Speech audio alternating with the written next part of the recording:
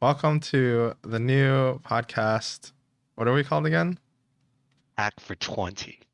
So, we had begun recording in Las Vegas. We recorded this Uprising set review. It was like 2.5 hours long, and we had to we had to stop because we had to go play Uprising. And then we learned that there were some cards that we hadn't even covered that we didn't even know existed. We Yeah, should actually introduce ourselves first, huh? yeah. I'm Yanji. Uh, Second place at Calling Las Vegas. I'm Michael, also second place at Calling Las Vegas Yeah, on Prism. I'd like to point out that I have both won and lost in the finals with Prism. So I'm just like in between Tyler Horsepool and Fino Black. nice. Uh, yeah, and this is the first episode that we're gonna release publicly. That 2.5 hour, I think we're gonna redo later. And I guess like the podcast right now is focused on limited, but maybe we'll cover the topics later on. Yeah, so today we're going to be talking about Uprising, particularly Sealed, to prepare you guys for the pre-releases this weekend. We think that's most relevant. We will talk next week about draft, and just kind of limited for all the heroes. But today we're mainly just talking about giving you guys kind of like a quick update or just kind of a quick overview on the sealed formats, each hero, and particularly we're going to have a focus on Fae. Yeah, the if you want to stop watching the video right now, the takeaway is just play Fae. And but hopefully we'll go over a couple of reasons why, and then also if you don't want to play Fae, or if your pool maybe has just like a really good deck for another hero, like how you can identify that.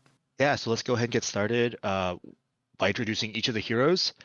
I think let's start with Faye, since we do think that Faye is the best in sealed. Yeah, So Faye is a draconic ninja hero. The young hero has 20 health. His ability has two parts. First part says you may start the game with a Phoenix Flame in your graveyard. And we'll talk about what that Phoenix Flame looks like right after this. The other ability is a once per turn instant, 3 resources, return a Phoenix Flame from your graveyard to your hand. This ability costs 1 resource less for each Draconic Chain Link you control. And a Phoenix Flame. So Phoenix Flame is relatively simple. It's a token, so you can actually put it in your deck. You don't have to draft these cards, and the card itself will say that you can put up to 3 of them into your deck. And this applies for both limited and constructed. Now, Phoenix Flame costs 0 resources. It does have Go again, but as you can see, its power in the bottom left is also 0. And that's pretty important. It doesn't attack for anything. However, it does have an ability, and that is if you control 2 more Draconic Chain Links, Phoenix Flame gets +1 power. And the attack itself has Go again. And that's something that you'll see almost every attack that Fate plays has Go again. Um, so yeah, that's Phoenix Flame. And Fae, of course, also has a common weapon. You're always going to be playing this weapon. There are no majestic, rare, or better weapons to play. And that's Searing Emberblade with a once per turn action 2 resources attack. It has 3 power, and it notably also has a very important line of text. If you control 2 or more Draconic Chain Links, Searing Emberblade has Go again. And simply put, it just means if you start with a Draconic attack that has Go again, then you can attack with Searing Emberblade right after that with Go again. And that's going to be a play pattern we see pretty often. yep. And the second Draconic hero is Dromai Ash Artist, or Dromai is the young version. She has an ability whenever you pitch a red card, create an Ash token. Ash is a material. All it says is if uh, Ash is under an ally, or does it mention allies? The object has Phantasm.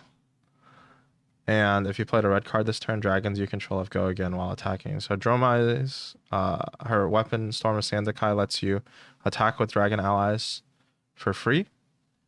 So her she's like based around creating these dragons, and then playing a red card and then attacking with them all. Hopefully. Yep. And then finally, rounding out the roster, there's Iyslander, who, of course, was printed in Everfest, but she makes her reappearance here in Uprising. Iyslander is an ice wizard, the only ice hero and the only wizard hero in this set. She has 18 health, unlimited, and she has also 2 abilities. The first of which is she may play um, cards from her arsenal that are blue at instant speed. And Yes. the second ability, sorry, if it's not your turn, the more important line is if it's not your turn, you may play non-attack actions with blue color strips from your arsenal as though they were an instant.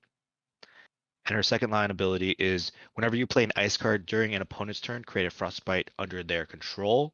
And she does have Essence of Ice, of course, so that she can play those ice cards. Yes.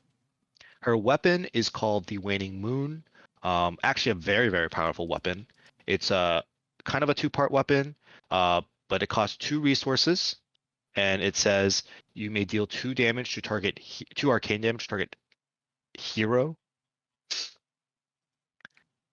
If it's not your turn, however, instead deal 3 damage to them.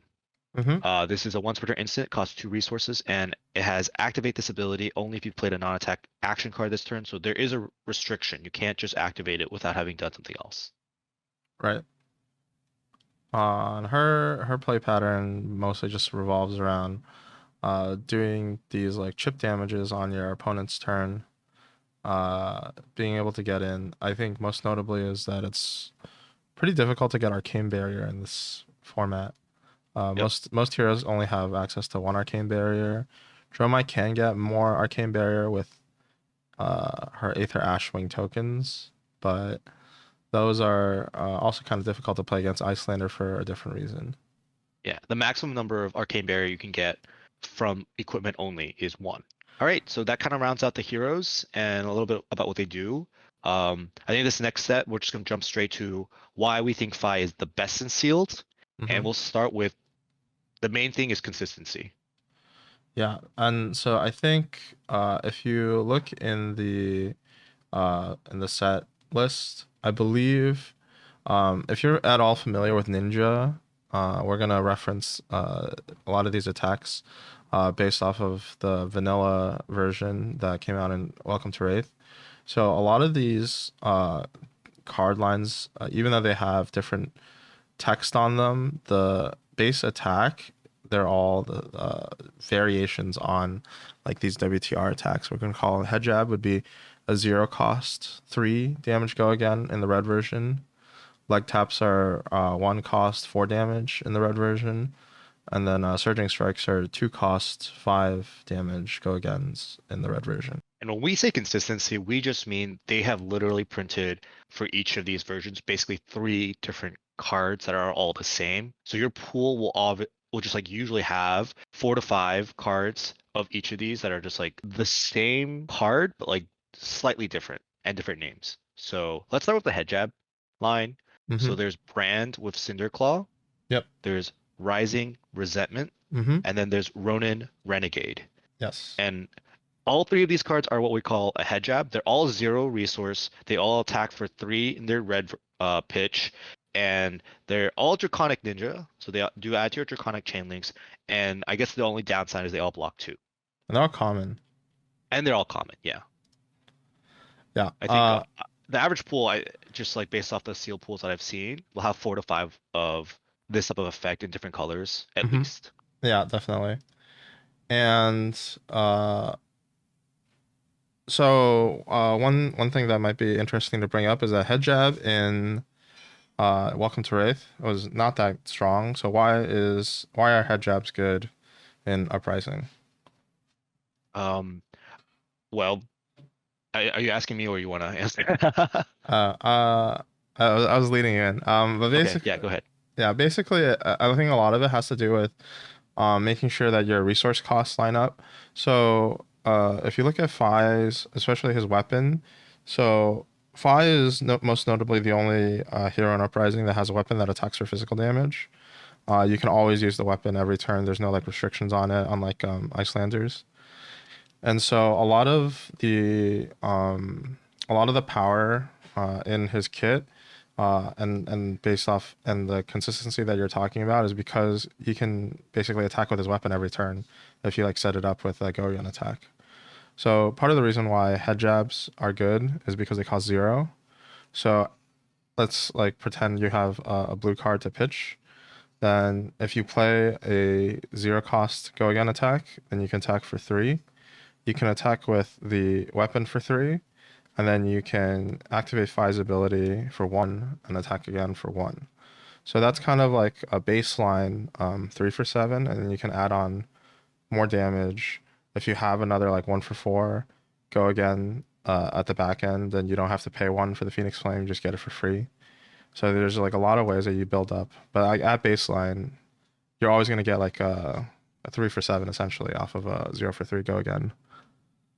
I'm glad you mentioned the 1 for 4. Let's actually look at the 1 for 4s. Same thing. There's a lot of consistency here. Yep. So let's put on the screen. Dust Runner Outlaw is the 1 for 4 that has like, I guess, no other lines of text. Mm-hmm. Then there's another 1 for 4. I'm loading it up.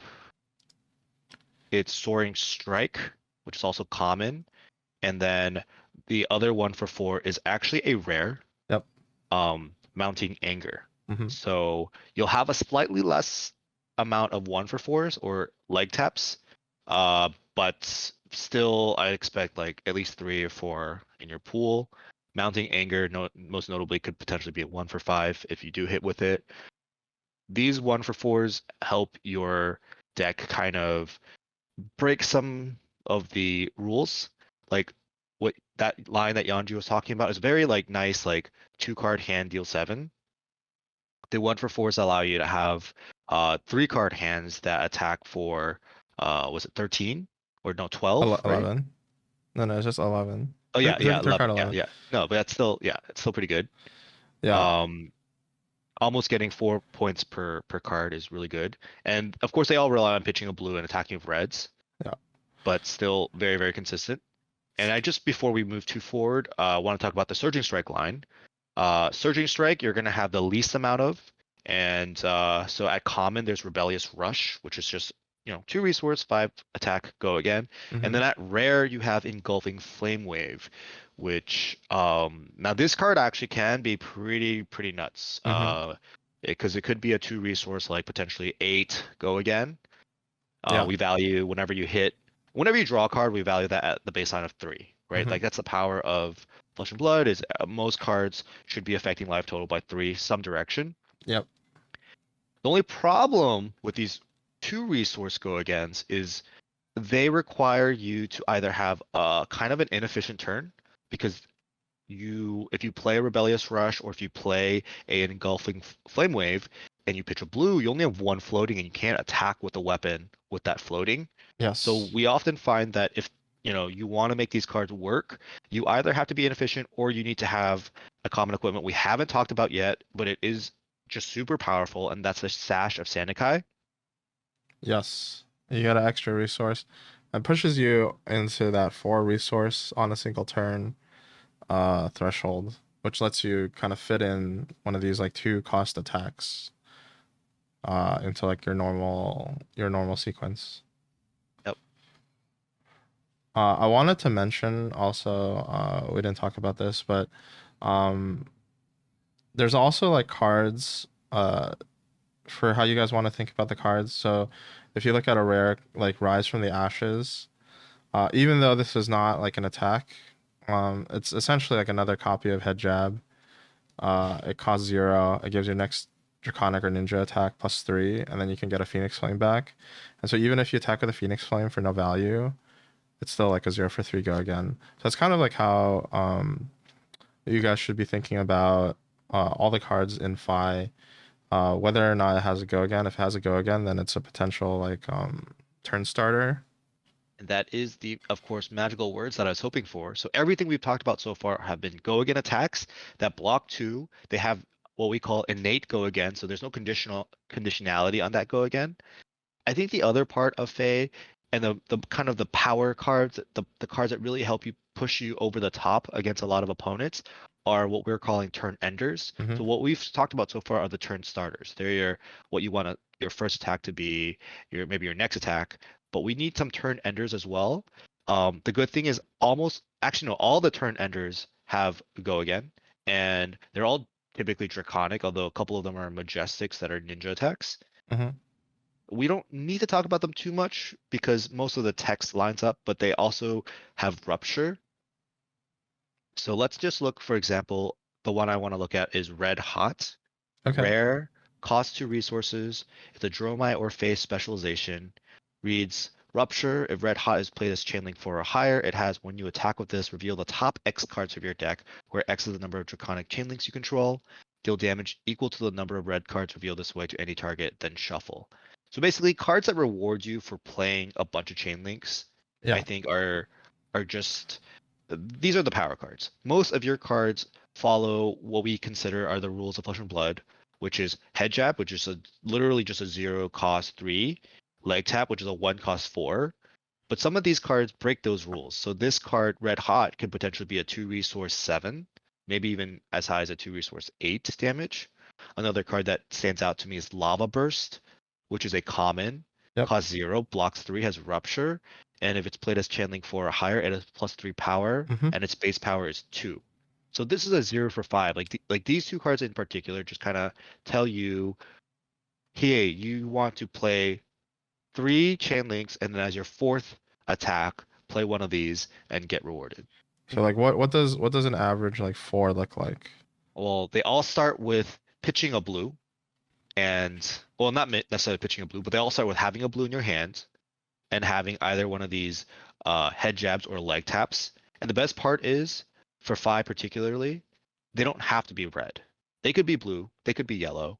As long as you have another blue in your hand and you're starting with a go again draconic ninja attack, Hmm. like everything starts opening up. Yep. So then it's like one of those turn starters, your weapon, and then your Yep, Phoenix Flame. yep. And Uh, that's 3 already. yeah, and then you just play your 4th. Now that we've kind of gone over all the cards for Phi, so I guess like what makes Phi like more consistent than the other heroes? I think it, like one of the things is that you're not as color dependent. Dromai's kit literally says you have to pitch a red in order to have Ash.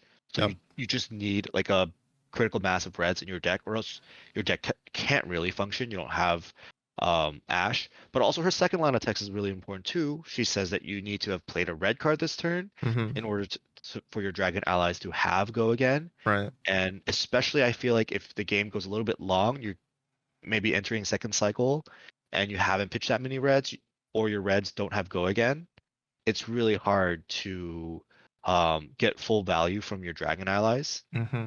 Sure. Yeah, and then likewise, like for Iyslander, you need like a lot of blues. You need blue Yeah, non-attacks that you can play on your opponent's turn to kind of unlock your waning moon.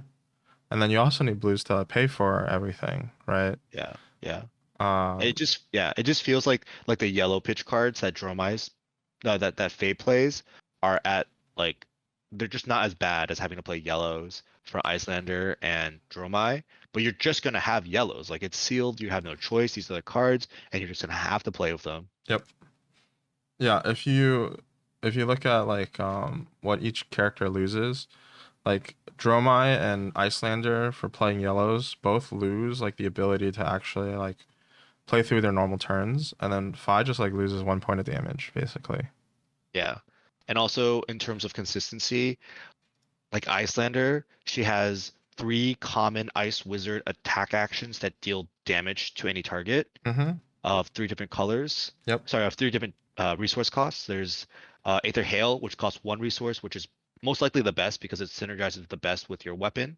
Mm-hmm. Frosting, which costs 0 resources, which can still synergize. Like there are ways to kind of make that card good. And then Ice Bolt, which kind of you gotta have to pitch 2 cards to really take full advantage of Ice Bolt. Yeah, But that's it. or have the chess Or piece. yes, the arcane barrier. Yes, but that's it. Like you're not gonna get like 4 to 5 of these frostings because there's like 3 different prints of it. There's just one. It's just frosting. It's Yeah. just ice bolt and it's just aether hail. And I think it's kind of interesting. Unfortunately, it does make it so it's less consistent. I think in draft a lot of these things will even out, but in sealed, it's just going to be harder to see that. I think the next thing I really want to talk about before we move on and talk about the other heroes, if that's okay with you, Yanji, is just some recommendations we have for playing Fae.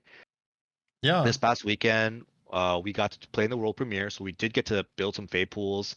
And actually, these recommendations honestly apply to both draft and sealed. But I Yeah. think the first thing I really want to talk about, and I would love to hear you guys' feedback if you guys played games and kind of think differently. But as a Fey player, going against basically everybody, I want to go second. Like if I win a dice roll, I just want to go second. And I think it's almost like this isn't like a like you get a slight advantage. I think you get a huge advantage Yeah, being I second. think one of our friends asked us about this at the event.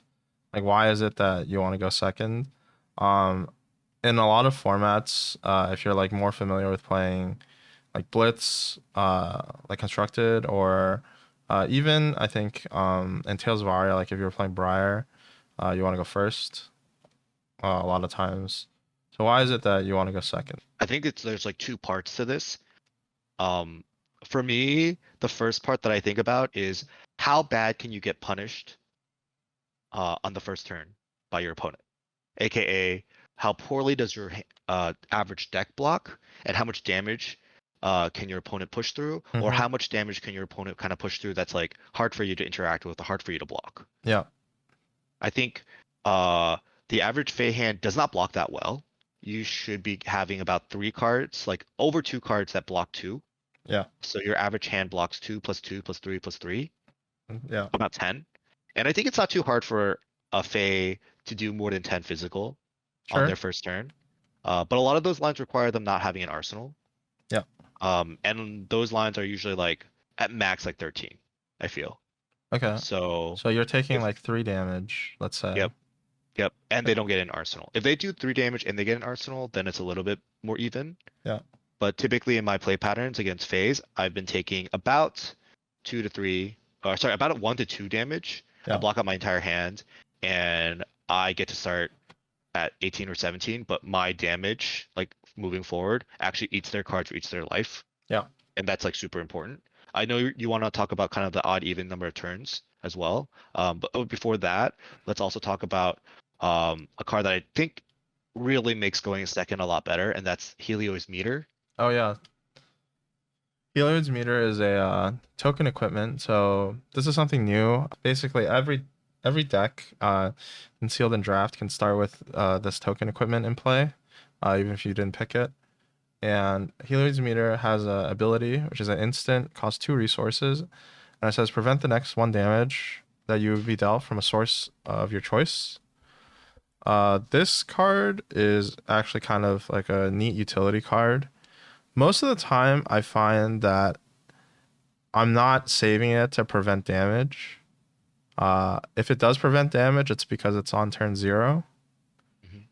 And this is quite a flexible card. You can activate it more than once. You can activate it even if your opponent is not threatening to do damage. You can always choose their weapon or their equipment or whatever. Mhm. And it just kind of lets you filter your hand if they don't attack you, but if they do attack you, also it just lets you like convert maybe like cards that would not normally block, especially like against Iyslander if they're trying to do arcane damage.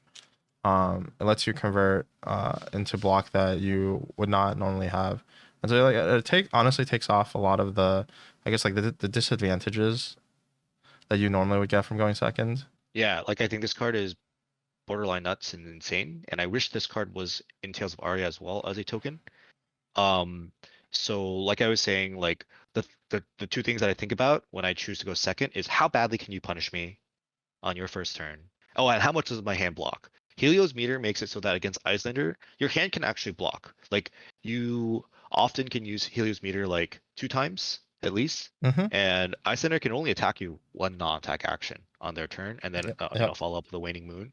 So assuming you have Arcane Barrier 1, it is actually very comfortable. Like it's very easy that it's the same scenario. You only take maybe 1, 2, at max 3 points of damage. Iyslander often will be able to arsenal a card though, Yep. which that's just how it goes. I would still give up that like 2 or 3 points plus giving Iyslander a card in order to be able to go second. Mm-hmm. I think that's still very reasonable, still very winnable. Your life totals have just evened out.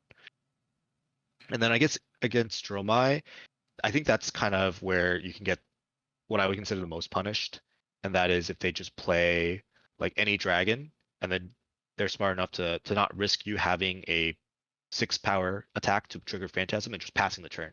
So then they get to start with an Arsenal card and potentially a dragon that if it has at least 3 health, it does basically mean that you have to commit some damage to it. Yep. But I think even then, still winnable. I would still want to go second, especially in limited. Yeah. And then you kind of touched upon this a little bit earlier. So also like going first or going second, I think really has to do as well with like how much damage a deck can output, like what the ceiling is on the damage that a deck can output. So usually I think in formats where decks can output a lot higher damage, you especially I'm just reminded like in Blitz Constructed, it's like possible to kill somebody in one turn with a 5 card, like 4 cards plus an arsenal. Mhm. And so when you go first, you have the advantage there of if your opponent basically is forced to block because they can't uh if they no block your 5 card hand, potentially they'll just die. Whereas in this format, I think the average turn probably does a lot more damage than other limited formats that we played, but it caps out around like I don't know, like 13, 14. Yeah, like it's hard to do more than 13 damage uh on a turn. Like Iyslander straight up cannot do 13 damage, and Mm-hmm. Dromai, if you have no board to start, it's like almost impossible as well. Yeah. It seems like Faye has the most kind of potential for damage, and it's still kind of like 11, 12, 13, maybe even just 10. Yeah. And so what I found, and I don't know if you had this similar experience, but I found that I often would go second. I would attack for 11, 12. My Yep. opponent would commit 2 cards to blocking and take Mm-hmm. about 5 to 6 damage. Yep. And then they would attack me, and I would usually do the same thing. And then it would be my turn, and I would attack for 5 to 6 damage. And it would just be my life total go to their life total go to like 14, mine Yep. would go to 12, then Mm-hmm. theirs would go to I don't know, 8, 7, and then mine would go to something like similar, 8 or 7. Yep. And then it would be my turn. We're both at 7, 8, 6, 7, 8 life. Yep.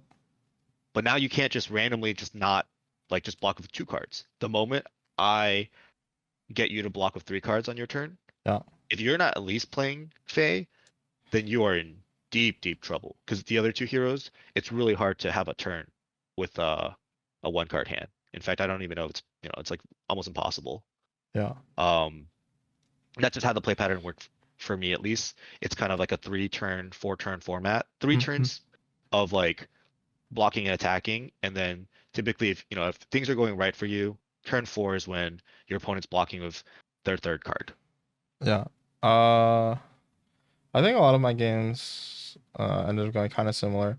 You got to pick like your spot, I think, to take damage. Yep. If Yep. you're like playing against Fi or against anyone else, like you pick your spot so that on like one of the turns where you're like attacking for like 13, maybe you just like take an extra 3 damage, or you take an extra 6 damage. You go down to like 7 or 8, and then you have Mhm. to like come back at them like enough to basically make them like force them to block. Yeah. Yeah. Yeah. Yeah. That's yeah. I for me, I was just trying to get my opponent to block with their 3rd card, like looking at my hand, looking at their life total, and hoping that the difference of damage between my hand and their life total is greater than 6. Hmm. Uh, Now we spent like basically half an hour talking about Fi. What would good decks look like? Like, what are the cards that you're looking for? I just do want to mention one thing. Oh yeah. I don't have that many nuggets of information. I've only done 1 seal, 2 drafts. Actually, no, 3 drafts. No, 2 drafts. The only other nugget I want to leave with you guys is if you're playing against Iyslander as Fae, and I think as Dromai as well, you do want to put a couple more blues so you don't get punished. Especially if you're going second, so that you can have more potential blues in your hand for Helios meter. I Yep. had a really funny line where I drew 4 blues against an Iyslander, and they went first, and they started by attacking me with the Polar Blast for 5, and I pitched 3 of my blues to activate Helios meter 4 times, and I had Arcane Barrier 1 for my slippers, Mm-hmm. or my flippers. And then Yes. they attacked with a weapon, and I perfectly pitched my last blue to activate Helios meter one more time Yep. and use my flippers one more time, and that was just like beautiful. So just a piece of advice: try to go second against everybody, and try to put in more blues against Iyslander. Okay, let's talk about identifying potentially good Iyslander and Dromai pools. Yeah. You want to start? Uh, so I think for Dromai, there's two sets of cards that you want to look for. Um, it I think the Senepais, like the attacks that uh her attacks that naturally have Phantasm, she has access to basically like two copies. There's Dunebreaker Senpai, which is the one that has Go Again. So the red version is like a 1 for 5. Blue version is a 1 for 3. These are really good, especially the red one because it gives your all your dragons Go Again. But then also it's just like really strong by itself. The blue version is what in Flesh and Blood we would consider like quote unquote on curve. So the red versions are all like 2 points above curve for the most part. Would it be the yellow version that's considered on curve? It's a 1 for 4, or you say because it blocks 3? No, it blocks 3. Yeah, because it So blocks that's why 3. the blue version. Okay, okay, makes sense. Yeah. The red versions are like 2 points above curve. And then for the Ember Moss Anapai, it's like the same. The red version is a 2 for 8, which is like 2 points above curve. And this is kind of like Dromai's like way to kind of combat Phi on an efficiency standpoint. She can do like a 3 card 13 with a blue, a Dunebreaker Senpai red, and an Ember Moss Senpai red, which is actually more damage than Phi can output. The downside is that obviously these attacks have Phantasm, but it's actually not that frequent that your opponent will have 6 power attacks at this format. I think the average pool has like 1.5, Yeah. like a sealed pool. Mm-hmm. They're just not enough. So at common, there's only 2 cards that can trigger, and it's the sorry, only 1 card at common. My bad. It's Mm-hmm. the Brotherhood, Brothers in Arms, Yep. the red version, and then at rare there's like 2. So there's the Flex red, Mm-hmm. which base power is 4, but you can pay 2 in a pinch, and the Findel's Fighting Spirit, which comes in red and yellow that Yep. have 6. Yep. And then majestic wise, there's Erase Face, the only generic majestic, and for draconic only there's Thaw. Like there's Mm-hmm. just that's it. That's the only way to pop Phantasm. On average, you'll have like 1.5. Your pool might not have any. I faced 2 opponents. We talked. They just didn't have any. We did 2 drafts. In one of the drafts, I only saw a 6 attack once. Mm-hmm. In the other draft, I saw 2. Like it's just like 1.5 feels like a good metric. Yeah. So most of these things that have Phantasm and limited, just it's not too relevant. Yeah. And then I think that the other type of power card that you have in Dromai are the invocations. Mhm. And it's pretty important to note that I think only a certain subset of the invocations are actually like really worth going to Dromai for. I think Necria is probably the most powerful one. Yep, agree. Where it's a 3 cost. It's a 3 cost dragon. It has 4 power, 7 health to start, and then whenever it deals damage, you make an Ash token and you put a -1 counter on it. And the reason why it's good is because the stats wise, if you can attack with it twice, then it becomes a 3 for 8. Plus, your opponent most likely has to dedicate some amount of damage to dealing with it. But then also, Necria kind of sidesteps like the inefficiencies of pitching reds to generate Ash, and it's like just like another way that you can get Ash to make Ash wings or to summon your other dragons. Yeah. And then I found yeah, yeah, go go ahead, ahead. sorry. No, no, Oh, you. I was just gonna say like Yenderai is good as well. Mm-hmm. It actually overperformed my expectations. Yep. It often kind of just feels like a little bit of a worse Necria. Yep. But it does only cost 1 resource, so Yeah. I think Necria, Yenderai, and I think I want to highlight Themai, I think, as the other one that I sure. think are good. And these all fall in are like around the 3 to 4 power plus like a big like more than 3 health. Big butts. Yeah, at big butts, more than three Yeah. health. Obviously, if you got like a majestic, like one of the Majestics. They're all like pretty strong. Yeah. Yeah. But in terms of like what you would normally see like in a pool, those would be the ones. If you have multiples, like two or three of each of these invocations, I might look into playing Dromai. Yeah, and I think from the two drafts I've done, because of the nature of these being double-sided, everyone at the table knows. I remember that for both the drafts I did, there was like only like four of these rare dragons Yeah, per box. opens. There was also a like a cold foil one, but that in draft is out, but in sealed it is, so maybe Mm-hmm. like five. Yeah, Maybe if we like just round it up, go to six, that's like one in every four packs. So your seal pool on average has like one of these. yeah, Like, so that's why when we say like you get like two, maybe even three of them, it's actually not that bad. Like these are very impactful cards. Um, they can definitely take over the game, especially if you kind of pick your spots and pick playing them. I do want to say that, like for example, Viscera yeah. this is a card that if you're against Fae or against Dromai, you could play it, but Mm-hmm. just please side it out against Iyslander. You will get punished for playing this card more often than not. You're Yeah, like it's just so hard to like they can like you play the Visitor Kai and you attack with it and they just ice like frosting it from their arsenal. It feels so bad. yep, yep.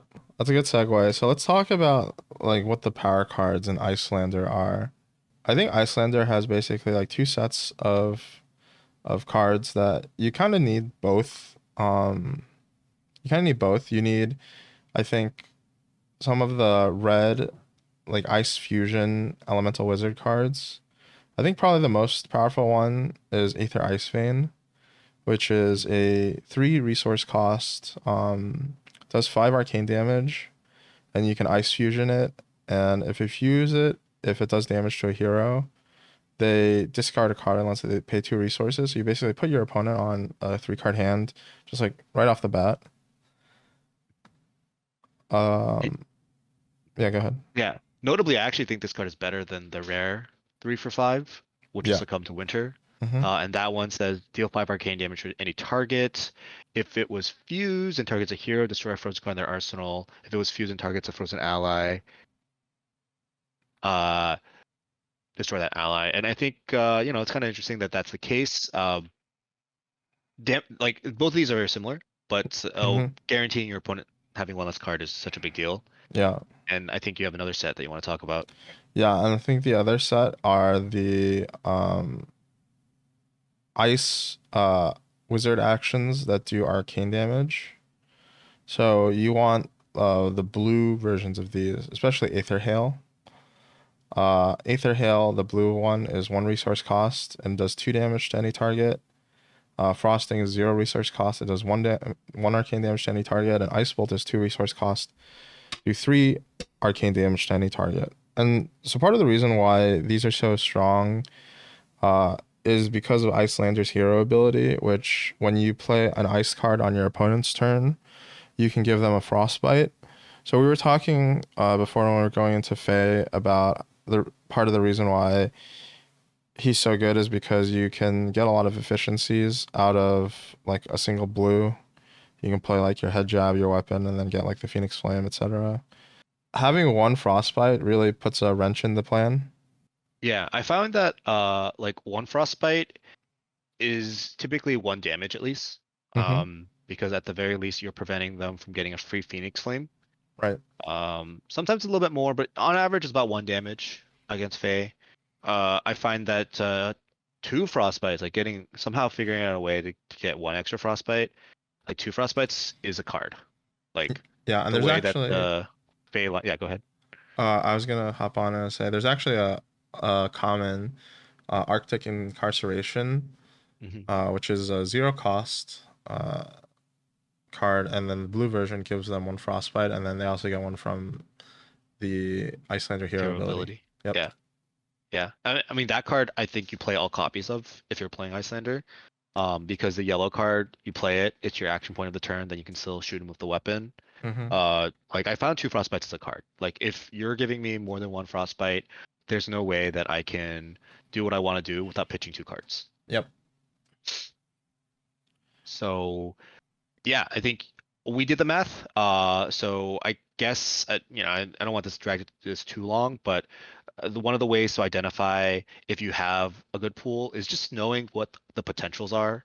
And so the pack breakdown for these packs, the first three cards are always going to be either generic, ice, or draconic, and it's Yep. going to be some mix of them. It's not going to be three generic. It's not going to be three ice. It's not going to be three draconic. So at best, if you're looking at it as an Iyslander pool, it'll be like two ice cards in that first three. Yeah. Then after that, it's your common equipment. Then it's your rare, and then your rare or better. Then it's your foil. So that foil could be an ice card as well. And then your back seven cards. So each of these, that's 14 cards, by the way. Each of these packs has 16 cards. Two of them are tokens, or one of them is a cold foil, one is a token. Your back seven has two of each of the following: Draconic Ninja, Draconic Illusionist, and then we're just calling it Iyslander playable cards because it could be ice, it could be ice wizard, it could be elemental wizard, it could be wizard. Yep. And then one extra. So you could have, another ice card there, but we noticed that there's never more than like one actual just ice wizard card in there. It's usually like three different, uh, or at least like two and then one, but like the ice is like a little bit less. Mm-hmm. But we haven't opened that many packs, so it could be different. But there's potential for about two ice cards or ice wizard cards per pack is kind of our metric. Less than two, obviously, so maybe like nine per pool. And of those nine, you want like at least half of them to be blue, because the blue kind of are the best. They also have a frostbite attached to them, Yeah. and as few yellows as possible. And I think it's like the easiest way to identify if your pool is like decent. If you don't have like nine ice cards that ideally most of them deal damage, ideally most of them are blue, like it's just gonna be tough. Like all things being equal, just play Fi. At your pre-release. Yeah. Yeah, it's just Fi I has guess if like you the want to is be like least competitive punishing. and win, like I will be honest with you guys, I played Fi. I went 6-0 at the world premiere. I drafted Fi immediately with that box that I got for going 6-0. Then I drafted Fi again on Sunday where there was a huge call draft. And by like, so I played what? I played 12 games of Fi. I think Mm-hmm. by like game 9, I just started getting tired. It's just such a boring, like, pitch a blue, come in for 1 for 4, come in with Yeah. this, Arsenal is 0, Phoenix Flame. Like I got really, really bored of the play pattern. It was kind of frustrating for my opponents because I was winning, but it's just like like I don't know. It wasn't very exciting for me. But I do think that it will give you an edge, especially if other people don't really know what they're doing. You could kind of pick up wins like that. It really Mm-hmm. depends on what your goals are for the pre-release. But we are saying that if you want to win games and that's kind of what gives you the most joy, that most likely you should be playing Fi. Yeah, definitely. Uh, I would say Iyslander is probably the second strongest Hmm. hero to play. Yep. Uh, and then Dromai only if you get like the power cards that we mentioned, the Senepais and the Mhm. invocations. Yep. Yep. Yeah, I said it's most likely the easiest next hero to have like a decent deck with. Yeah. Yeah. All right. And then so I think that's kind of wrapping it up for like your pre-release primer. We're gonna do like a more detailed set review for all the cards in the context of draft later. We hope that this is helpful. Yeah, let us know, leave some comments, and we'll catch you guys on the next one.